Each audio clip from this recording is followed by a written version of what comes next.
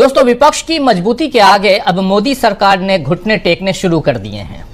दरअसल राहुल गांधी ने संसद में जाति जनगणना पर वादा किया तो बीजेपी उनकी जाति पूछने पर उतर आई और अपने सांसद अनुराग ठाकुर के बयानों को बढ़ावा देकर मोदी ने साबित कर दिया कि तीसरी बार प्रधानमंत्री बनने के बावजूद उनकी मानसिकता और अभी जो है वो हिंदुस्तान को लीड करने लायक उदार नहीं हुई है, क्योंकि हिंदुस्तान में अभी तक उदार छवि के लोग लीड करते नजर आए हैं। लेकिन नरेंद्र मोदी तीसरी बार आने के बाद भी उस मानसिकता से बाहर नहीं आ पाए हैं जहां उदार छवि वो अपनी विकसित कर पाए। जाति जनगणना के पहले राहुल गांधी के हिंदुत्व वाले बयान पर मोदी सरकार बैकफुट पर आती हुई दिखी थी, आप याद कीजिए। और इससे पहले चुनावों में संविधान के मुद्दे पर भी बीजेपी को मात खानी पड़ी और इंडिया गठबंधन के आगे पस्त होने का एक और उदाहरण आज फिर संसद में दिखा, जब 2 महीने में 11 रेल हादसों पर माफी मांगने या अफसोस जताने की जगह रेल मंत्री अश्विनी वैष्णव कांग्रेस पर आरोप लगाते हुए दिखे।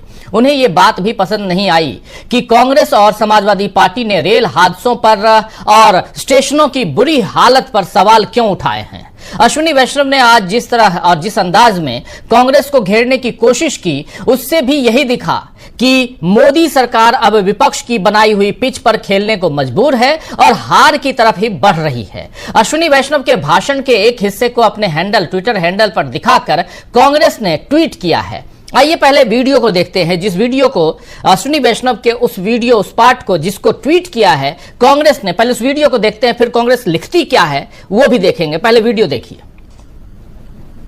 विपक्ष के कांग्रेस ने एक सोची समझी तरीके से, रणनीतिक तरीके से छोटे से छोटे विषय को अपने सोशल मीडिया की ट्रोल आर्मी के जरिए से इस तरह से उठाना चालू किया। अयोध्या जी के स्टेशन में पुराने स्टेशन की पुरानी दीवार थी, वो जब थोड़ी सी उसमें डैमेज हुआ तो समाजवादी पार्टी और कांग्रेस के हैंडल्स ने उसको तुरंत उठाना चालू किया। तो सुन लिया आपने। और इसी वीडियो को पोस्ट करते हुए कांग्रेस ने जो कुछ लिखा, ये जरा वो भी देख लेते हैं। कांग्रेस के उस ट्वीट को देखिए। लिख रही है कांग्रेस कि 2 महीने में 11 रेल हादसे हुए। 2 महीने में 11 रेल हादसे हुए हैं, जिसमें 21 लोगों की मौत हो गई और 100 से ज्यादा लोग घायल हुए। लेकिन मोदी के रेल मंत्री को की बेशर्मी देखिए। देश के इतने लोगों की जान चली गई और ये इसे छोटी छोटी घटना बता रहे हैं। रेल मंत्री जी, आपको शर्म आनी चाहिए। ये जो रेल मंत्री इन्वर्टेड कॉमा में है, इसका मतलब क्या है ये आपको जरूर बताऊंगा। लेकिन उससे पहले जो कुछ लिख रहे हैं, कांग्रेस लिख रही है और क्यों नाराज, हैरान, परेशान नजर आ रहे हैं अश्विनी वैष्णव, ये बात इसकी एक बानगी अभी आपने देखी। एक बानगी और दिखाऊंगा आपको, जरा ये देखिए कि कैसे यहां रेल मंत्री, जब इनको कहा गया है तो रेल पर कैसे यहां परेशान नजर आते हैं अश्विनी वैष्णव। सुनिए जरा। माननीय अध्यक्ष जी, लोको पायलट जब अपनी ड्यूटी कंप्लीट करके आते हैं तो वो रनिंग रूम में, ऐसा है केवल रील बनाने वाले लोग नहीं, हम मेहनत करने वाले लोग हैं, काम करने वाले लोग हैं। आपकी तरह रील बना के दिखाने वाले लोग नहीं, हम समझे ना। बैठो, बहुत हो गया, कुछ भी बोल देता है। माननीय अध्यक्ष जी, हाउस का ऑर्डर मिला, ये क्या तरीका है, कुछ भी बीच में बोल देते हैं। माननीय अध्यक्ष जी, हाउस को ऑर्डर में लाइए, ये क्या तरीका है, कुछ भी बोल देते हैं। दरअसल मामला यह है कि रेल मंत्री जी को रेल मंत्री की संज्ञा दे दी गई है। रेल मंत्री के रूप में उनको अब जाना जाता है, इसलिए क्योंकि वो हादसे की जगह जब जाते हैं तो उसके बाद वो रील बनाते हैं, या कभी कभार रेल की विश्व स्तरीय सेवाओं का दावा करते हुए भी रील बनाते हैं। लेकिन यात्रियों की सुरक्षा और सुविधाओं पर बात नहीं करना चाहते हैं रेल मंत्री। दरअसल ये रवैया बिल्कुल मोदी सरकार के मुताबिक ही है, क्योंकि मोदी ने कभी भी किसी काम के लिए और उसमें हुए नुकसान की जिम्मेदारी खुद नहीं ली, और इसीलिए अब इस सरकार को टपकती हुई सरकार या लीकेज सरकार भी अब कहा जाने लगा है। लीकेज की हद केवल एयरपोर्ट या स्टेशनों पर ही आपने नहीं देखी दोस्तों, बल्कि अब तो वर्ल्ड क्लास बताए जाने वाले संसद भवन की छत भी टपकने लगी है। और नीली बाल्टी रखने की जरूरत इसलिए पड़ गई वहां क्योंकि छत टपक रही है। ये नीली बाल्टी देखिए, छत टपक रही है और नीली बाल्टी में पानी भरने की कोशिश हो रही है। और ये कोई और जगह नहीं है, ये एयरपोर्ट नहीं है, ये अयोध्या का मंदिर भी नहीं है, राम मंदिर भी नहीं है जहां छत टपक रही थी। ये संसद भवन है, नया बिल्कुल न्यू ब्रांड संसद भवन। वहां पर यह हालत है। इसकी दूसरी तस्वीर भी आपको दिखाता हूं, जरा दूसरी तस्वीर ले आइए। ये देखिए, इसी संसद भवन के अंदर की यह तस्वीर, बहते हुए पानी को देखिए आप चाहे तो नाव चला सकते हैं, वो नहीं तो कागज के नाव को तो चला ही सकते हैं। ये स्थिति है इसी संसद भवन की, और 2 घंटे की बारिश में यह हालत हो गई। दरअसल नए संसद भवन में जिस तरह पानी भर गया वो मोदी सरकार के काम के स्टैंडर्ड को बता रहा है। खैर, मोदी इस लीकेज पर ही चुप नहीं रहेंगे या चुप रहेंगे ये तो आप समझ लीजिए, क्योंकि इसके लिए वो नेहरू जी को दोषी नहीं ठहरा पाएंगे। वो बार बार जो नेहरू जी पर जाते हैं, नेहरू जी तक अपनी बात लेके जाते हैं, वहां तक शायद अब नहीं जा पाएंगे, और जाने की कोशिश करेंगे तो शायद घेरे में आ जाएंगे। और ये सब कुछ आप देख रहे हैं। ये नीली बाल्टी कौन लेकर आ गया, इसके बारे में बहुत चर्चा चल रही है। तीसरी बार सत्ता में आने के बाद भी सरकार अगर बैकफुट पर है तो समझा जा सकता है कि उसके पैवेलियन लौटने के दिन आ गए हैं। और इधर अपने ऊपर हो रहे तमाम हमलों को नजरअंदाज करते हुए राहुल गांधी और प्रियंका गांधी आज वायनाड पहुंचे दोस्तों, और पीड़ितों से मिले, उन्हें हौसला बंधाया। आप जानते हैं वायनाड में क्या कुछ हुआ है। लैंडस्लाइड, वो भी भारी बारिश के कारण, बादल फटने जैसी हालत।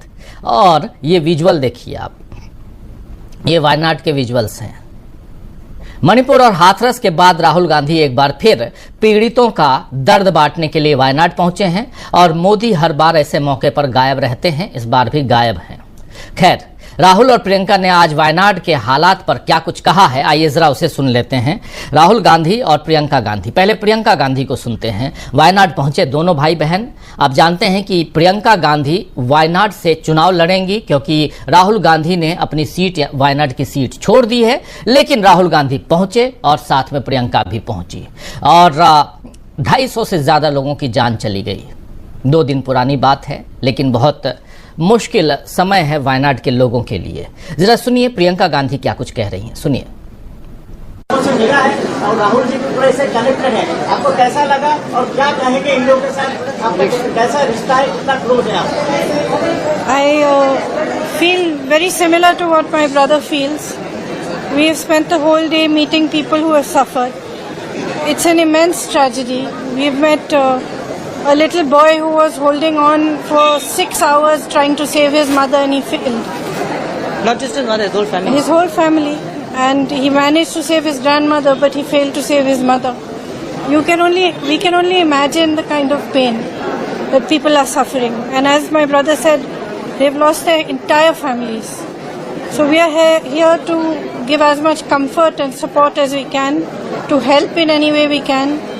And I am also very proud to see how everybody is coming together, not just from Wayanad and from Kerala, but from the whole country, to help everybody who is going through this. And I think that at times like this, all of us should just do everything that we can to support our countrymen and those who are suffering. There's been a big tragedy in Himachal as well today. I think perhaps over 40 people have passed away there as well in a very similar situation. So our condolences and wishes for them also to get over this tragedy as best they can, and all our support and help to everybody. And I just have no words actually. और इसी मौके पर press से मुखातिब होते हुए राहुल गांधी ने जो बातें कही हैं वो और भी आपके दिल को छू सकती हैं। राहुल गांधी साफ साफ यहाँ कह रहे हैं कि आज मैं उस दर्द को महसूस कर रहा हूं जो दर्द मैंने अपने पिता को खोने पर महसूस किया था। आइए जरा सुन लीजिए। I feel how I felt when my father died. That I've seen so many people. I remember what I felt when my father died, and here people have not just lost a father, they've lost the whole family, entire family, brother, sister, mother, father. So I know what I felt, and this is much worse than that. And it's not one person who's feeling it; it's thousands of people who are feeling it.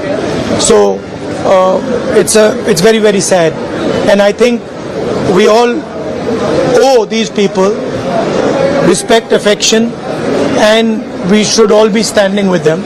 And I'm very proud that a lot of people are standing with the people of Wayanad. In fact, the whole nation's attention is towards Wayanad. Look, I don't think this is the place or the time to talk about political issues. People here require help. So I think the time right now is to make sure that all the assistance comes. There are people here who are in shock. They need medical assistance. So I think those are the things we should be discussing. Let me finish. I'm not interested in politics right now. I'm interested in the people of Wayanad. I'm interested in them getting the best possible care, best possible protection, and being looked after for the future. I'd like to thank all the people who are working here, the doctors, the nurses, the administration, volunteers. I'm very proud of everyone who's working here, but it's very, very sad to see. And I'm sure that the whole nation is going to help the people of Wayanad. Thank you very much. तो राहुल गांधी को आप सुन रहे थे, उनसे पहले प्रियंका गांधी को भी आपने सुना, और वायनाड में दोनों आज थे और वहां के दुख दर्द को बांटने की कोशिश, तो दूसरों के दर्द को अपना बनाने का काम जिस तरह से राहुल गांधी कर रहे हैं, प्रियंका गांधी कर रही हैं, उसके सामने बीजेपी का कद अब बहुत छोटा लगने लगा है, पड़ने लगा है। क्या बीजेपी किसी तरह राहुल गांधी का मुकाबला कर पाएगी? आज इसी की चर्चा हम करेंगे, लेकिन उसके साथ साथ कैसे विपक्ष के एजेंडे में उलझ गई है सरकार, यह समझने की कोशिश। कैसे रेल मंत्री रील मंत्री बन जाते हैं और वो परेशान, हैरान परेशान होते हैं और अपनी बात सदन के अंदर कह देते हैं। ट्रोल आर्मी, कांग्रेस की ट्रोल आर्मी मुझे रील मंत्री बना रही है और सदन को सुचारू रूप से चलाइए, ये फरमान जारी कर देते हैं रेल मिनिस्टर। किसके सामने? तो ओम बिड़ला के लिए कह देते हैं। यह सब कुछ अभी आपने सुना, कुछ भी ज्यादा हम नहीं कह रहे हैं, बल्कि ये सब आपने सुना। और यहां से आपने देखा अभी 2 दिन पहले अनुराग ठाकुर के बयान को भी आपने सुना था, इसी सदन में, इसी संसद भवन में वो जो कुछ कह रहे थे, और राहुल गांधी के ऊपर सीधे गाली देने वाले अंदाज में जाति की बात उन्होंने कर डाली, उस पर भी एक बवाल मचा। उससे पहले राहुल गांधी ने जब हिंदू का मामला उठाया था तब भी बवाल मचा था। राहुल गांधी और विपक्ष ने जब संविधान का मसला उठाया तब भी बवाल मचा। तो संविधान से लेकर हिंदुत्व तक, हिंदुत्व से लेकर जाति आधारित जनगणना तक, और यहां से लेकर रील तक जो भी मुद्दा आता है, उस मुद्दे पर कैसे विपक्ष के सामने घुटने टेकते हुए बीजेपी दिखाई देती है, सत्ता पक्ष दिखाई देता है।